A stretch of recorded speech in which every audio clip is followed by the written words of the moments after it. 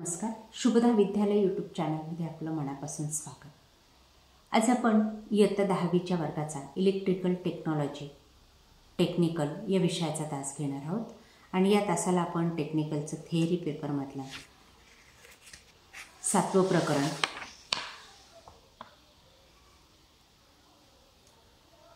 Battery व emergency light दुरुस्ती काळजी या प्रकरणावर आधारित संपूर्ण स्वाध्यायाचे प्रश्न आपण या ठिकाणी सोडवणार आहोत।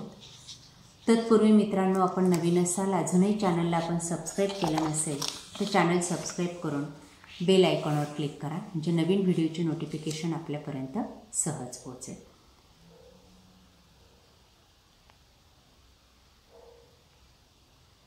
प्रकरण 7वे, बॅटरी आणि इमर्जन्सी लाईट। रिकाम्या जागा। बॅटरीत सल्फ्युरिक ॲसिड वापरतात। 2. बॅटरीचा उपयोग DC प्रकारचा सप्लाय मिळवण्यासाठी करतात। 3. बॅटरी चार्जिंग नेहमी हवेशीर खोलीत करावी। 4.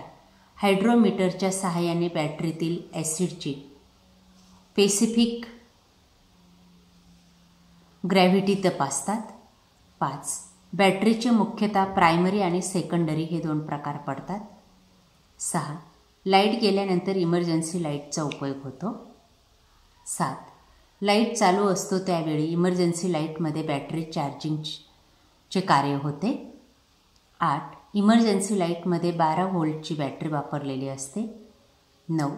रेक्टिफायर सर्किट ACचे DCमध्ये रूपांतर करते। 10. ट्रान्सफॉर्मर 230 व्होल्ट ACचे 12 व्होल्ट ACमध्ये रूपांतरचे कार्य करतो। त्यानंतर प्रश्न दुसरा, एका वाक्यात उत्तरे लिहा। 1. बॅटरीची रचना स्पष्ट करा।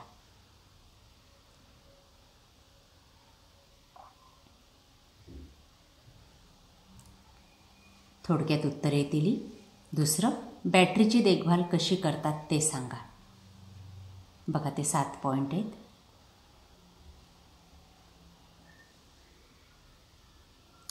इमर्जन्सी लाईटचे कोणकोणते भाग आहेत? सर्व भागांची नावं या ठिकाणी दिलीत बघा।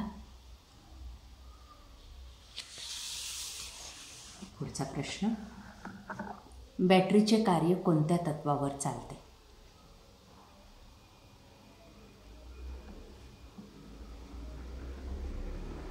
पाच, इमर्जन्सी लाईटची रचना व कार्य स्पष्ट करा।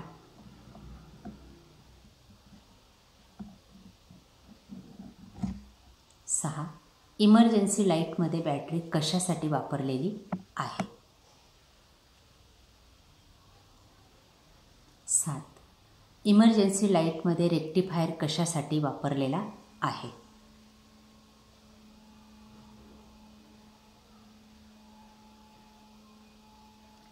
इमर्जन्सी लाईटमध्ये फिल्टर सर्किटचे कार्य स्पष्ट करा। 9. इमर्जन्सी लाईटची ठोकळाकृती काढा। अशा प्रकारे 7वं प्रकरण बॅटरी आणि इमर्जन्सी लाईट या प्रकरणावर आधारित संपूर्ण थिअरीचा अभ्यास या ठिकाणी आपण केलेला आहे। आपल्याला हा व्हिडिओ बोर्ड परीक्षेसाठी नक्कीच उपयोगी ठरणार आहे। यासारखे इतर प्रकरणांचाही आपल्याला अभ्यास करायचा असेल तर डिस्क्रिप्शन बॉक्समध्ये दिलेली लिंक ओपन करा। तत्पूर्वी चॅनलला सबस्क्राईब करून बेल आयकॉनवर क्लिक करून ठेवा, म्हणजे नवीन व्हिडिओची नोटिफिकेशन आपल्यापर्यंत सहज पोहोचेल। थँक्यू।